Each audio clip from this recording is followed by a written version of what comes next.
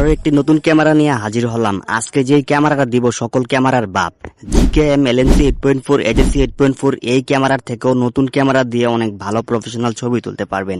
নতুন ক্যামেরার সাথে পেয়ে যাবেন 8টি এক্সএমএল ফাইল। এলএমসি 8.4 ক্যামেরা চাইতে অনেক ভালো মানের ছবি তুলতে পারবেন নতুন ক্যামেরা দিয়ে। এই চ্যানেলে যারা নতুন অবশ্যই চ্যানেলটিকে সাবস্ক্রাইব করতে ভুলবেন না। ক্যামেরাটা ডাউনলোড করার জন্য এই ভিডিওর ডিসক্রিপশনে গুগল ড্রাইভের একটি লিংক পেয়ে যাবেন। সেই লিংকে ক্লিক করে নতুন ক্যামেরাটি ডাউনলোড করে নেবেন। নতুন ক্যামেরাটি ডাউনলোড হয়ে গেলে আপনি ফাইল ম্যানেজারে চলে যাবেন। ফাইল ম্যানেজারে আসার পর দেখতে পারবেন যে আপনার ফোনে ডাউনলোড নামে একটা সেটিং থাকবে। জাস্ট এখানে একটা ক্লিক করে দিবেন। এখানে একটা ক্লিক করে দেওয়ার পর দেখতে পারবেন যে আপনি যে ক্যামেরাটা ড্রাইভ থেকে ডাউনলোড করেছেন সেই ক্যামেরাটা কিন্তু আপনি এই জায়গায় পেয়ে যাবেন। জাস্ট আপনি এখানে একটা ক্লিক করে দিবেন। এখানে একটা ক্লিক করে দেওয়ার পর দেখতে পারবেন যে নিচে এক্সট্রাক্ট অল, জাস্ট এখানে একটা ক্লিক করে দিবেন। এখানে একটা ক্লিক করে দেওয়ার পর সিলেক্ট ফোল্ডারে একটা ক্লিক করে দিবেন।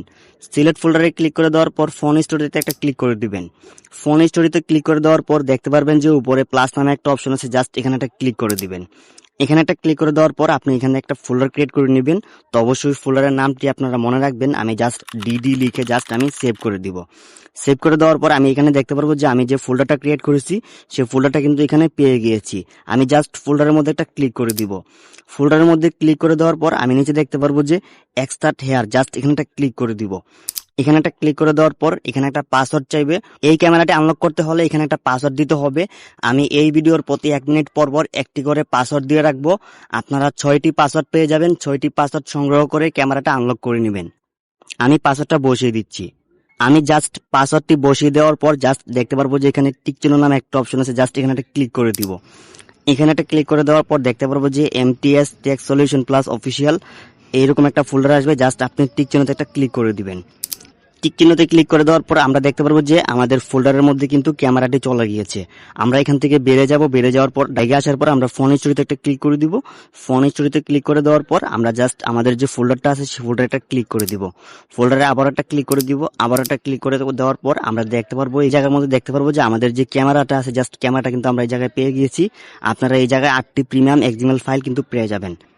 আপনি জাস্ট ক্যামেরাতে একটা ক্লিক করে দেওয়ার পর ইনস্টলে একটা ক্লিক করে দিবেন ক্যামেরাটা ইনস্টল করার জন্য।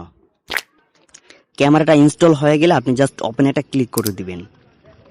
ওপেন এটা ক্লিক করে দেওয়ার পর আমাদের পারমিশনগুলো দিয়ে দিতে হবে। এটা এলএমসি ক্যামেরার মতন না, এখানে কনফিগ ফাইল সেভ করার জন্য অন্যরকম একটা সিস্টেম আমি আপনাদের দেখিয়ে দিচ্ছি। ডানে একটা ক্লিক করে দিবেন।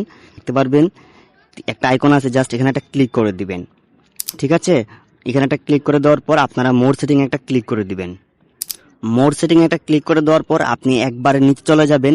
নিচে আসার পর আপনি এই জায়গার মধ্যে লক্ষ্য করবেন যে কনফিগ সেভ নামে একটা অপশন আছে। ঠিক আছে, কনফিগ সেভ।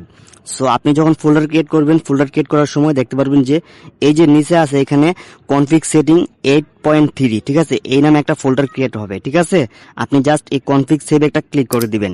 সেভ করার পর আপনি জাস্ট এখানে সেভ করে দিবেন। ঠিক আছে, জাস্ট সেভ একটা ক্লিক করে দিবেন। সেভ একটা ক্লিক করে দেওয়ার পর আপনি আবারও চলে যাবেন আপনার ফাইল ম্যানেজারে।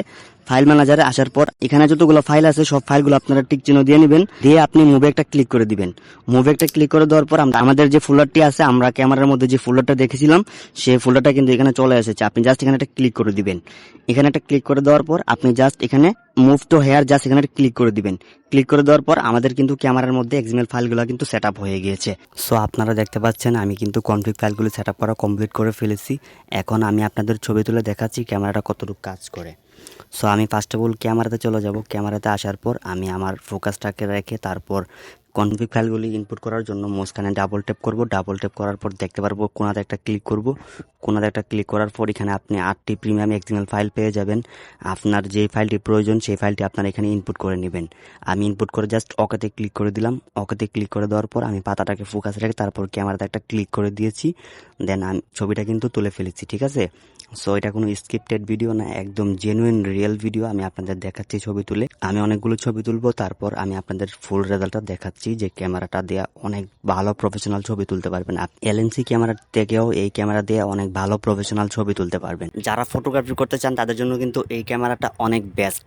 এই ভিডিওর মধ্যে কিন্তু 6টি পাসওয়ার্ড দেওয়া আছে। আপনি পুরো ভিডিওটা দেখে 6টি পাসওয়ার্ড সংগ্রহ করে তারপর ক্যামেরাটি আনলক করতে পারবেন। সো আমি এতক্ষণ যে ছবিগুলো তুলেছি আপনারা কিন্তু রেজাল্টটি দেখতে পাচ্ছেন, অনেক সুন্দর একটি লুক চলে আসছে, একদম ফাটতেছে না একদম। আপনারা যখন জুম করবেন তখন দেখতে পারবেন যে এলএমসি ক্যামেরার চাইতেও অনেক ভালো ছবি তুলতে পেরেছেন।